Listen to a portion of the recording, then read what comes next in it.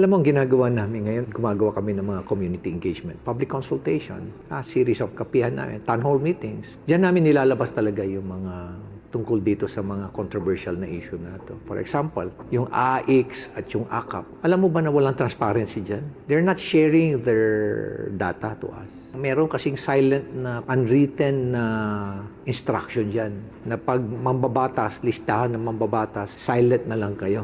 Huwag na lang kayong magsalita. Kaya na-frustrate mismo yung mga DSWD because DSWD personnel are so professional. Very conscientious sila, no? And they also want transparency. Unfortunately, yun ang instruction eh. Kasi laging panakot sa kanila ng mga mambabatas. Iipitin namin yung budget ninyo during the budget hearing. Kaya walang transparency. Isipin mo na lang kung walang transparency. Paano kung redundant, nabibigyan na ilang beses yung isang beneficiary?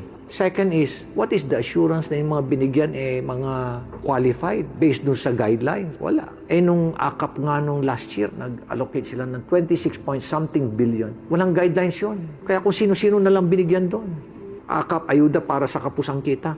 Hindi nasunod yun. Kung sino-sino binigyan doon ng mga supporters nila. Kaya patagungan nila binibigay eh. At papalabasin pa nila na akala mo pera nila, galing sa pera nila. Tapos ngayon, meron nang ginagawa yung guidelines ngayon. Pero ngayon, nagbibigay na naman sila. Pero alam mo, ginagawa nila, nagkakaroon sila ng closed door distribution.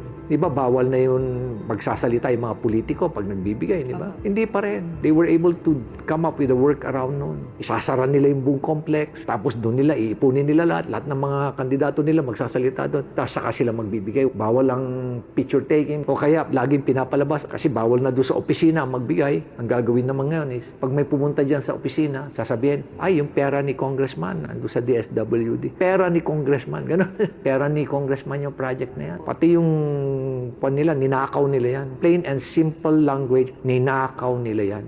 Pera sa mga taxes na binabayaran natin. Pera ng bayan yan, kaban ng bayan. Well, alam mo naman na dapat natin intindihin din si Yusek Claire Castro dahil siyempre kailangan niyang depensahan din yung administrasyon. Pero gusto ko lang banggitin din sa kanya na alam mo, ang ebidensya naman nandyan na sa inyo eh. Ano? Nandyan din sa social media ang ebidensya. Unang-una, yung AKAP na lang. If you remember, nung last year, biglang nagkaroon ng AKAP na walang guidelines. Pero ito'y na-distribute. No? At ang sino nakinabang dito? Mga congressman na pinalabas pa nila na kakala mo sa kanila. At ang nakakalungkot nito at nakapagtataka pa, ayaw pang i-share yung kanilang mga listahan. Ano ibig sabihin nun?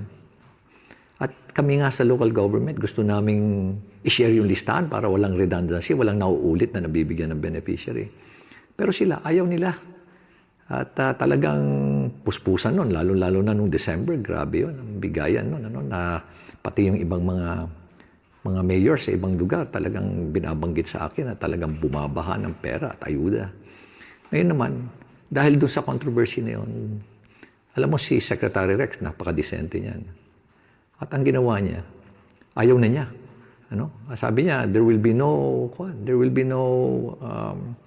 AKAP for 2025 budget for DSWD. But pati siya mismo, he was surprised na after the BICAM, nagkaroon ng AKAP. Hindi naman niya ni-request yan sa NEP. It's the President's budget. Kaya nagtataka lahat, biglang nagkaroon ng AKAP. Para kanino yung AKAP? Ngayon, tingnan mo, kung sinong gumagawa ngayon ng mga text messages na na-approvean na yung guidelines ng AKAP, ipapadala na namin dyan. Doon sa loob ng Congress. Makikita mo pa doon Good day, Kong, nakalagay pa doon So, ibig sabihin, sila na naman. Unang-unang, trabaho nyo gumawa ng batas. Hindi mamigay ng ayuda. Hindi yung lagi na lang puro pagkakapirahan nandiyan kayo lagi. Nakasawsaw kayo yan basta pagkakapirahan. Okay, yung AKAP, nilagyan nila ng ilang 26 billion pesos. Hindi naman hinihingi. Binawasan nila yung agriculture, binawasan nila yung PhilHealth, o wala silang nilagay sa PhilHealth, by the way. Pati yung defense, binawasan nila. Pati yung pension, binawasan nila. Pati DSWD, tinanggalan nila ng 4-piece, mga 50 billion sa 4-piece nila.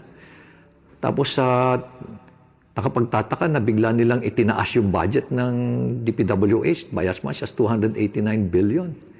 Ano ibig sabihin nun? Nilagyan nila ng akap, pero dinagdagan nila, bigla silang dinagdagan din nila yung kanilang DPWH budget. Ano ibig sabihin nun? Simple lang ho yan. Ibig sabihin, pagkakapirahan na naman yan. Yung mga project na yan, alam niyo, yung mga project na yan, nakasawsaw na naman sila dyan, basta DPWH, no? 25%, 35%, 40% ang kinukuha ho nila dyan. Another is, ang nakakalungkot ho, sila pa ho yung contractor, kalimitan, sila pa yung mga supplier. Kaya yung mga 40%, 35%, hindi pa ho yan. Meron pa hong dagdag yan kasi sa profit nila as contractor.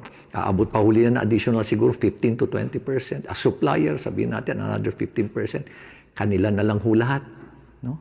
Ganyan ho katakaw ang ating mga mambabatas ho ngayon. Unang-una, sino ho ba? Tanungin ko sa inyo. Sino ho ba ang namimili ng mga district engineer at regional director ng DPWH? Diyan ho, malalaman nyo. Yan po yung mga ebidensya.